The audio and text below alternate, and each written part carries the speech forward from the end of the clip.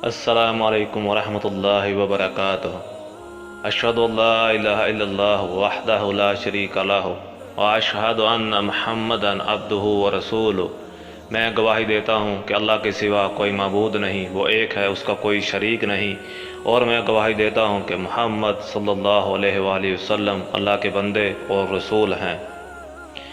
میں آپ کو دعوت قرآن کے نوے مرحلے میں خوش آمدید کہتا ہوں، اور آج کا ہمارا عنوان ہے قرآن حکیم کی روشنی میں فرقہ واریت کی مذمت، صراط مستقیم کی پہچان اور ناقابل معافی جرم کی نشاندہی۔ آج کے اس مرحلے میں ہم قرآن مجید میں 3 چیزوں کے بارے میں پڑھیں گے۔ پہلا، قرآن حکیم کی روشنی میں فرقہ واریت کی مذمت، دوسرا، صراط مستقیم کی پہچان، اور تیسرا، وہ کون سا اور وہ کیسا عمل ہے جس کی معافی نہیں ہے۔ اس سلسلے میں ہم چند آیات کا مطالعہ کریں گے، اور آج کی ہماری پہلی آیت ہے جو کہ قرآن مجید کی تیسری سورت سورہ آل عمران کی آیت نمبر 103 ہے۔ بسم اللہ الرحمن الرحیم۔ اللہ تعالیٰ کی رسی کو سب مل کر مضبوط تھام لو اور پھوٹ نہ ڈالو، اور اللہ تعالیٰ کی اس وقت کی نعمت کو یاد کرو جب تم ایک دوسرے کے دشمن تھے تو اس نے تمہارے دلوں میں الفت ڈال دی، پس تم اس کی مہربانی سے بائی بائی ہو گئے، اور تم آگ کے گڑھے کے کنارے پہنچ چکے تھے تو اس نے تمہیں بچا لیا۔ اللہ تعالیٰ اسی طرح تمہارے لیے اپنی نشانیاں بیان کرتا ہے تاکہ تم ہدایت پاؤ۔ اس آیت میں ہمیں اللہ تعالیٰ کی رسی کو مضبوطی سے تھامنے کا حکم دیا گیا ہے۔ تو اللہ تعالیٰ کی رسی کیا ہے؟ اسی کے متعلق ہم ایک حدیث پڑھیں گے جو کہ صحیح مسلم میں 6228 نمبر پر ہے، اور اس حدیث میں اللہ کی رسی کیا ہے اس کے بارے میں بیان کیا گیا ہے۔ اللہ کی کتاب ہے جو اللہ کی رسی ہے، جس نے اسے تھام کر اس کا اتباع کیا وہ سیدھی راہ پر رہے گا، اور جو اسے چھوڑ دے گا وہ گمراہی پر ہوگا۔ جیسا کہ آپ نے دیکھا اور سنا بھی کہ قرآن مجید اللہ تعالیٰ کی رسی ہے، جو اسے تھامے رکھے گا وہ ہدایت پر ہے، اور جو اسے چھوڑ دے گا وہ گمراہ ہو جائے گا۔ ہم ایک اور آیت کا ترجمہ پڑھیں گے جو کہ قرآن مجید کی 22 نمبر سورت سورہ الحج کی آیت نمبر 78 ہے۔ بسم اللہ الرحمن الرحیم۔ اور اللہ کی راہ میں ویسا ہی جہاد کرو جیسے جہاد کا حق ہے، اسی نے تمہیں برگزیدہ بنایا ہے اور تم پر دین کے بارے میں کوئی تنگی نہیں ڈالی۔ دین اپنے باپ ابراہیم علیہ السلام کا قائم رکھو، اسی اللہ نے تمہارا نام مسلمان رکھا ہے اس قرآن سے پہلے اور اس میں بھی، تاکہ پیغمبر تم پر گواہ ہو جائیں اور تم تمام لوگوں کے لیے گواہ بن جاؤ۔ پس تمہیں چاہیے کہ نمازیں قائم رکھو اور زکوٰۃ ادا کرتے رہو، اور اللہ کو مضبوط تھام لو، وہی تمہارا ولی اور مالک ہے۔ پس کیا ہی اچھا مالک ہے اور کتنا ہی بہتر مددگار۔ اس قرآن کے آنے سے پہلے ہی ہمارا نام مسلمان رکھا گیا، تو آج بھی ہمیں مسلمان ہی کہلوانا چاہیے اور خود کو فرقوں کے ناموں سے نہیں جوڑنا چاہیے۔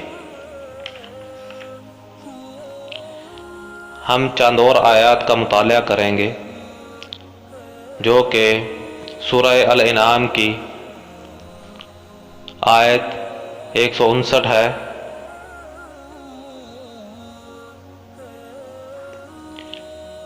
بسم اللہ الرحمن الرحیم۔ بے شک جن لوگوں نے اپنے دین کو جدا جدا کر دیا اور گروہ گروہ بن گئے، آپ کا ان سے کوئی تعلق نہیں، بس ان کا معاملہ اللہ تعالیٰ کے حوالے ہے، پھر ان کو ان کا کیا ہوا جتلا دیں گے۔ ہمیں فرقوں میں بٹنے کی بجائے ایک قوم بن کر رہنا چاہیے، نہیں تو انجام بہت برا ہونے والا ہے۔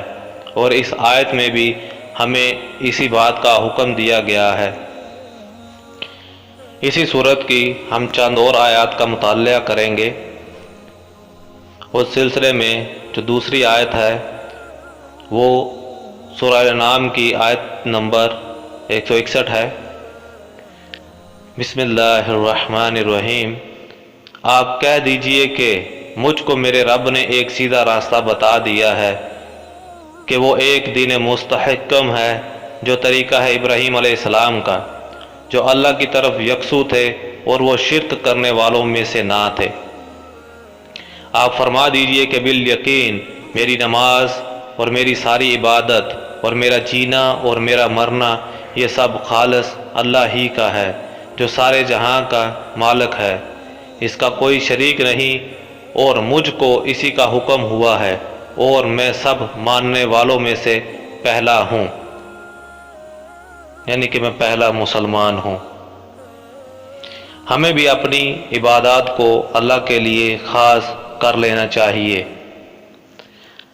ہم اسی صورت میں ایک اور آیت کا ترجمہ پڑھیں گے جو کہ آیت نمبر 153 ہے۔ بسم اللہ الرحمن الرحیم۔ اور یہ کہ یہ دین میرا راستہ ہے جو مستقیم ہے، سو اس راہ پر چلو اور دوسری راہوں پر مت چلو کہ وہ راہیں تم کو اللہ کی راہ سے جدا کر دیں گی۔ اس کا تم کو اللہ تعالیٰ نے تاکیدی حکم دیا ہے تاکہ تم پرہیزگاری اختیار کرو۔ اس آیت میں ہمیں واضح رسول اللہ صلی اللہ علیہ وآلہ وسلم کی پیروی کا حکم ہے اور دوسرے راستوں سے منع کیا گیا ہے۔ قرآن میں جب بھی سیدھے راستے کی بات کی گئی ہے تو وہ ایک ہی بیان ہوا ہے، اور جب بھی گمراہی کی بات ہوئی ہے تو اسے جمع کے صیغے میں بیان کیا گیا ہے۔ تو اسلام کا سیدھا راستہ قرآن اور رسول اللہ صلی اللہ علیہ وآلہ وسلم کی تعلیمات ہیں، فرقوں کی تعلیمات نہیں، اور ان فرقوں نے ہم کو کمزور کر دیا ہے اور یہ فرقے ہم کو کمزور کر رہے ہیں۔ تو ہمیں اس سے بچ جانا چاہیے اور صراط مستقیم پر چلتے ہوئے ہمیں قرآن اور احادیث کی روشنی میں عمل کرنا چاہیے۔ ہم چند اور آیات کا مطالعہ کریں گے۔ تو اس سلسلے میں ہماری جو پہلی آیت ہے وہ سورہ النساء کی آیت نمبر 116 ہے۔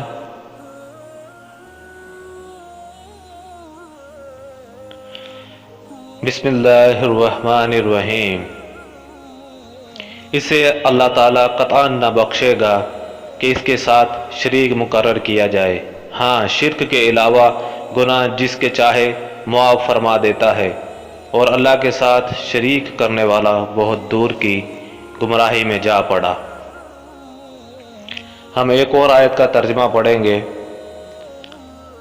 جو کہ سورہ المائدہ کی آیت نمبر 72 ہے۔ بسم اللہ الرحمن الرحیم۔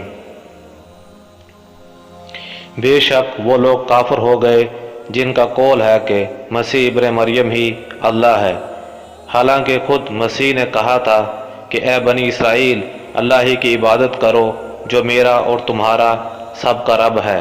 یقین مانو کہ جو شخص اللہ کے ساتھ شریک کرتا ہے اللہ تعالیٰ نے اس پر جنت حرام کر دی ہے، اس کا ٹھکانہ جہنم ہی ہے، گناہ گاروں کی مدد کرنے والا کوئی نہیں ہوگا۔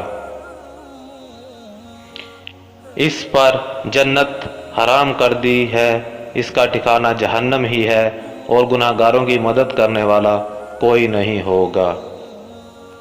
ہم ایک اور آیت کا ترجمہ پڑھیں گے جو کہ قرآن مجید کی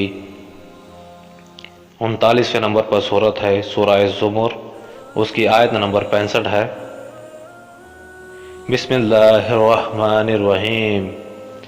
یقیناً تیری طرف بھی اور تجھ سے پہلے کے تمام نبیوں کی طرف بھی وحی کی گئی ہے کہ اگر تو نے شرک کیا تو بلا شبہ تیرا عمل ضائع ہو جائے گا اور بالیقین تو ضیاءکاروں میں سے ہو جائے گا۔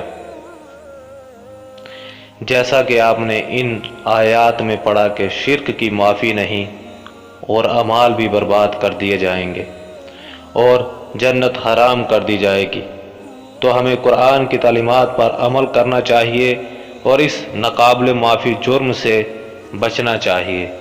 اللہ تعالی ہم سب کو قرآن مجید کو سمجھ کر پڑھنے کی توفیق عطا فرمائے، تاکہ ہمیں معلوم پڑے کہ اللہ تعالیٰ نے ہمیں قرآن میں کن چیزوں کا حکم دیا ہے اور کن چیزوں سے منع فرمایا ہے۔ اللہ ہم سب کو ہدایت دے۔ فی امان اللہ۔ اور وحی کیا گیا ہے میری طرف یہ قرآن تاکہ میں اس سے تبلیغ کر دوں تمہیں اور جس تک بھی یہ پہنچ جائے۔